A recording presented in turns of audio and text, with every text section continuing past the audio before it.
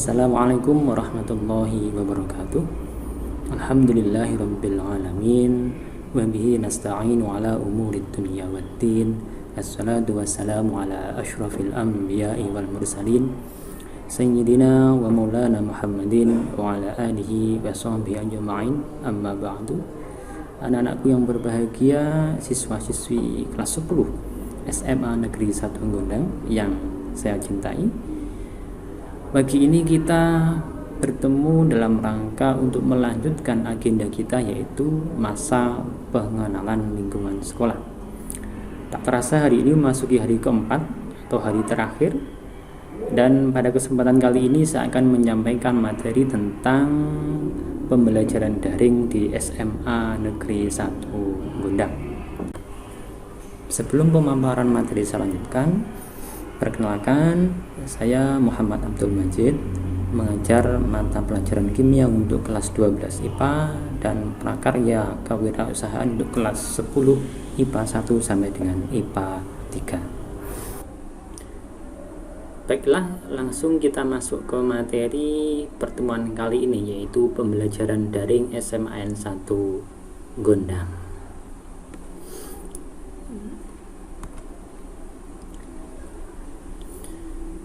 Bagaimana kita ketahui bahwasanya saat ini pandemi COVID masih melanda, sehingga kita tidak dapat melakukan pembelajaran secara tatap muka.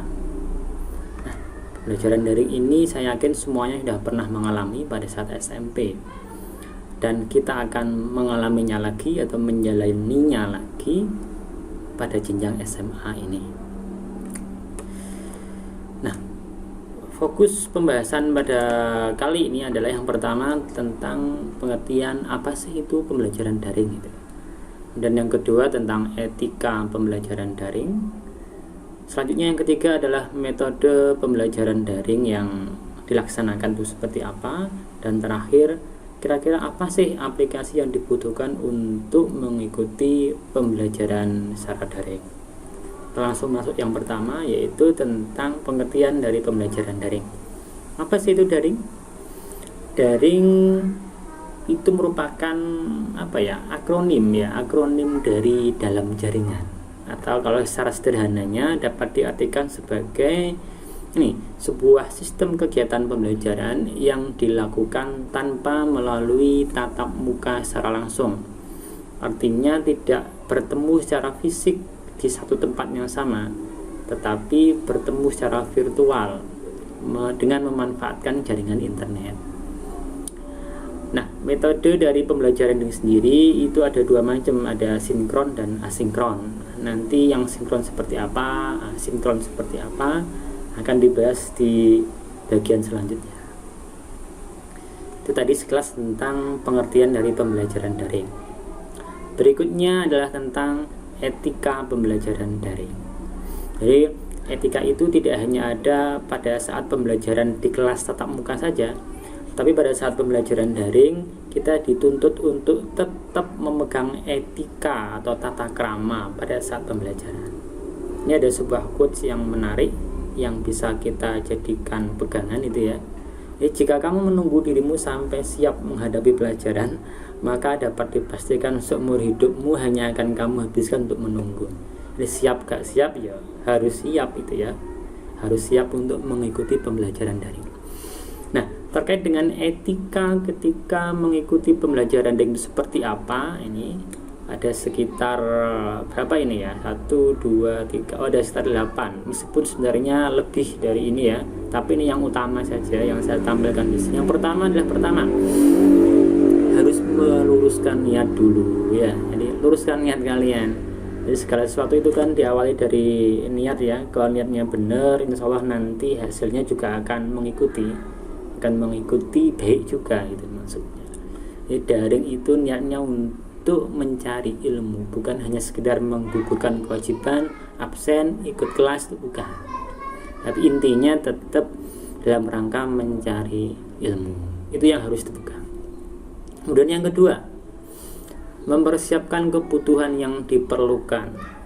Daring ini kan guru tidak secara langsung melihat kalian ya, nggak tatap muka langsung dengan kalian, tetapi meskipun demikian tetap harus mempersiapkan alat-alat yang dibutuhkan, buku, alat tulis tetap. Meskipun guru itu tidak akan melihat kalian, oh dia buat alat tulis, oh dia tidak, ini enggak, susah. Karena kan satu layar kecil untuk melihat banyak anak itu ya. Tetapi di sini dituntut kesadaran diri kalian untuk mempersiapkan alat-alat yang dibutuhkan. Terutama ketika penjelasan materi, maka ya sepatutnya dan seharusnya kalian mempersiapkan alat tulis untuk mencatat apa-apa yang disampaikan oleh Bapak Ibu guru, terutama poin-poin penting. Ini tetap ini harus ini. Kemudian yang ketiga, disiplin waktu. Jadi ketika dijadwalkan ada meeting online gitu ya, maka ketepatan waktu itu sangat penting, sangat dibutuhkan. Kenapa? Kaitannya nanti dengan kelancaran pembelajaran daring itu sendiri. Semakin cepat kalian bergabung, semakin cepat meeting dimulai, maka semakin efektif dan efisien waktunya. Kalau kalian lama joinnya, kemudian pembelajaran molor-molor, maka nanti yang rugi juga kalian. Kenapa? Karena meetingnya nggak selesai-selesai. Akibatnya penggunaan kuota internet juga akan membengkak gitu ya. Jadi disiplin waktu. Kalau dijadwalkan jam 7 ya segera 5 menit sebelum mulai, atau jam 7 kurang 5 udah join biar segera bisa dimulai. Kemudian berikutnya adalah pakaian yang sopan atau pantas. Jadi meskipun tidak dalam satu ruang yang sama, tetapi karena dalam meeting online itu juga ada penggunaan kamera, maka menggunakan pakaian yang sopan dan pantas itu adalah sebuah keniscayaan yang harus dilakukan. Ya, jangan karena online kemudian hanya pakai kaos singlet saja gitu ya. Kan tidak sopan itu ya. Kalau kelihatan dengan teman sekelas kan kalian sendiri yang nanti akan malu gitu ya. Jadi tetap pakaian yang sopan wajib harus digunakan.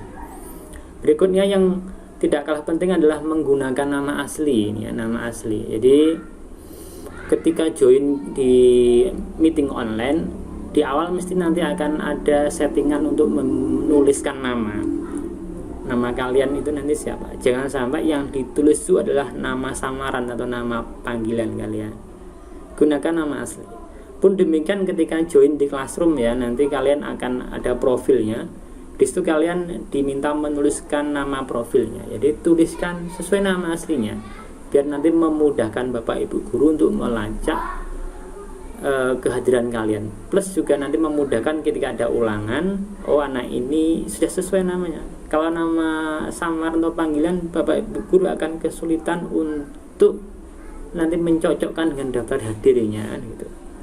Jadi gunakan nama asli, bukan nama samaran. Berikutnya yang nomor 6 adalah mematikan mic saat pembelajaran. Jadi ketika meeting online dimulai, maka sangat dianjurkan dan diharapkan ya mic-nya dimatikan.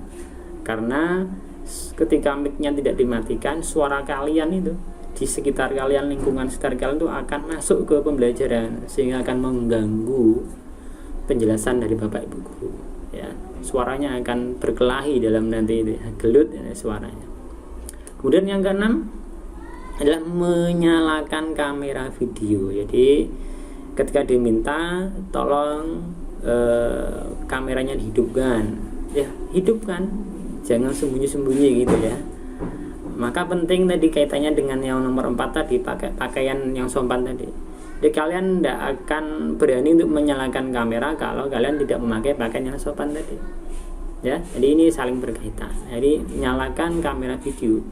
Terutama ini kelas 10 ya, karena kelas 10 kan Bapak Ibu guru belum kenal dengan kalian, belum hafal dengan wajah-wajah kalian.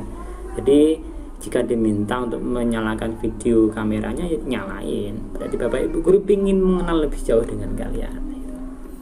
Berikutnya adalah sopan santun saat berinteraksi. Jadi meskipun ini online, tidak ketemu secara langsung di satu tempat yang sama, tetapi ketika berinteraksi tetap harus dengan sopan santun, ada adab etikanya gitu ya.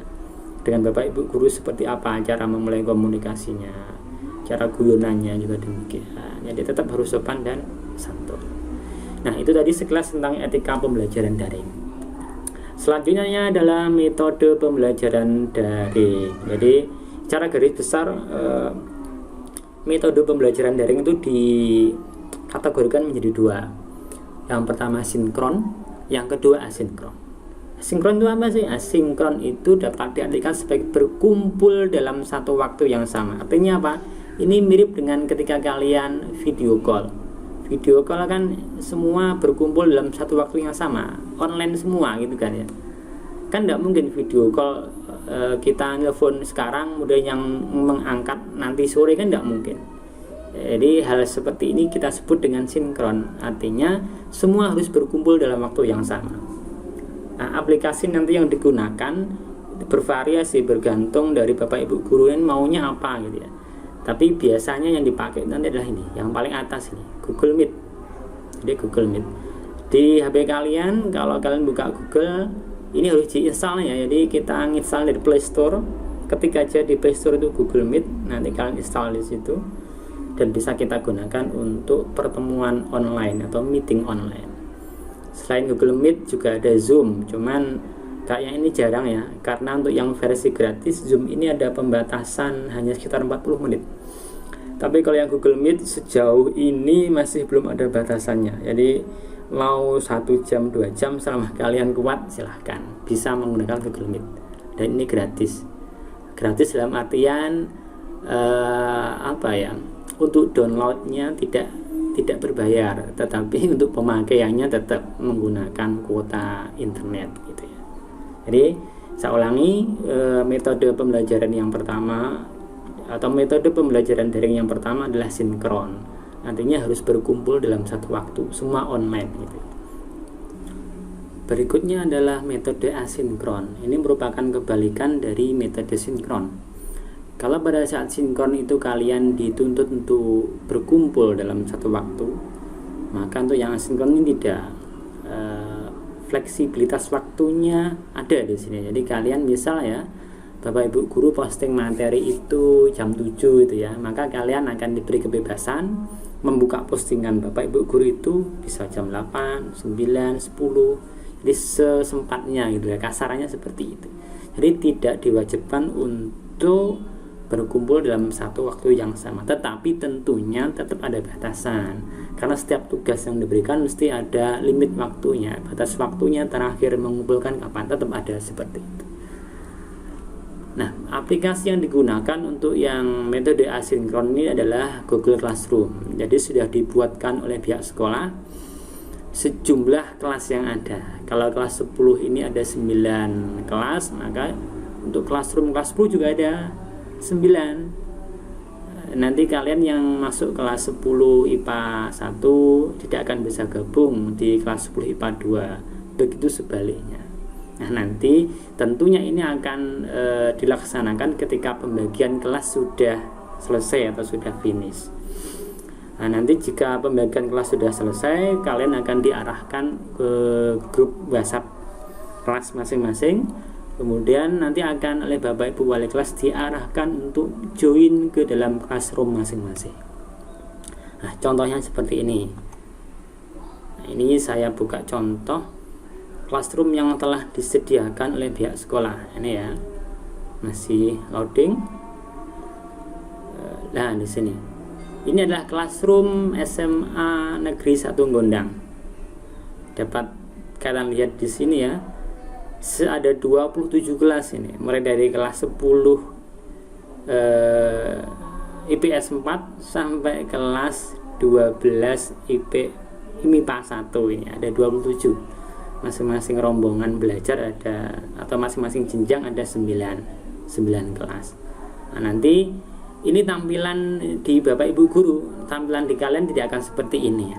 Tampilan di kalian ya hanya kelas kalian. Misal kalian masuk IPS 4, maka nanti hanya ini yang ada di layar HP kalian. Kalian tidak akan bisa melihat tampilan kelas yang lainnya. Oke, itu sekelas mengenai Google Classroom. Nanti bagaimana Pak cara joinnya? Nah, tenang saja, nanti pihak sekolah dalam ini nanti akan dibantu oleh wali kelas untuk mengarahkan kalian join ke classroom masing-masing. Itu ya. Oke, tadi tentang Google Classroom. Berikutnya yang terakhir, aplikasi apa yang dibutuhkan. Jadi untuk bisa mengikuti pembelajaran daring yang tadi telah dibahas, maka kalian perlu untuk menginstal beberapa aplikasi di HP kalian. Ya, jadi perlu diinstal. Kalau yang Gmail ini bolehlah diinstal, boleh juga tidak. Tapi yang jelas Gmail ini merupakan kunci untuk bisa masuk ke pembelajaran daring ini. Karena tanpa punya akun Gmail, kalian tidak akan bisa membuka Classroom, juga tidak akan bisa membuka atau memanfaatkan Google Meet. Jadi pastikan kalian memiliki alamat atau akun Gmail yang aktif. Aktif dalam artian kalian hafal di luar kepala akunnya, plus passwordnya juga harus hafal. Ini yang kendala yang banyak kami temui pada pembelajaran daring sebelumnya. Jadi banyak di antara siswa itu mereka tidak aware, tidak perhatian dengan akun Gmail ya. Jadi tahu punya email tapi mereka lupa passwordnya apa gitu ya. Jadi sekali mereka logout dari akunnya, mereka tidak bisa masuk lagi, kan payah itu, repot itu. Jangan sampai seperti itu. Ya, nanti upayakan ketika mau join di kelas itu, pastikan Gmailnya aktif dan kalian benar-benar ingat passwordnya apa. Ya, ini benar-benar harus dipegang ini. Jadi kalau passwordnya lupa alamat nanti ya, harus buat Gmail baru ya. Jadi pastikan Gmail yang dipakai adalah Gmail yang kalian tahu passwordnya. Kan banyak yang diantara kita ketika beli HP pertama tuh memasukkan akun Google ya, itu dibantu oleh pihak counter gitu ya. Tanpa kita proaktif tanya tadi passwordnya apa, tahu-tahu udah jadi gitu aja. Padahal itu sangat riskan. Jadi kalian harus tahu akun Gmailnya apa plus passwordnya apa. Nah, berikutnya nanti ini yang perlu diinstal di HP kalian, yaitu aplikasi Google Classroom. Kalian bisa cari di Play Store ya, nanti ketik aja Google Classroom, nanti ikonnya seperti ini, kalian cari, kalian cermati ya, baru diinstal. Dan yang terakhir adalah Google Meet. Ini untuk aplikasi meeting daring. Jadi bukan copy apa ya, bukan kopdar ya, tetapi ini kopdaring ini.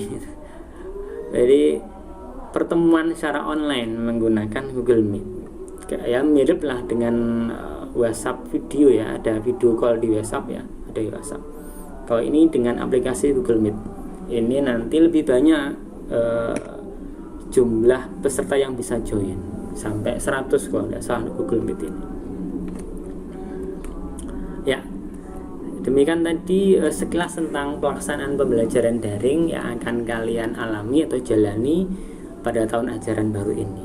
Pesan saya, jaga kesehatan, kemudian bijak dalam menggunakan sosial media, persiapkan diri kalian untuk mengikuti pembelajaran daring sebaik-baiknya. Jadi ini merupakan langkah awal kalian untuk melanjutkan atau meniti jenjang pendidikan yang lebih tinggi dalam rangka untuk menggapai cita-cita kalian. Demikian yang dapat saya sampaikan.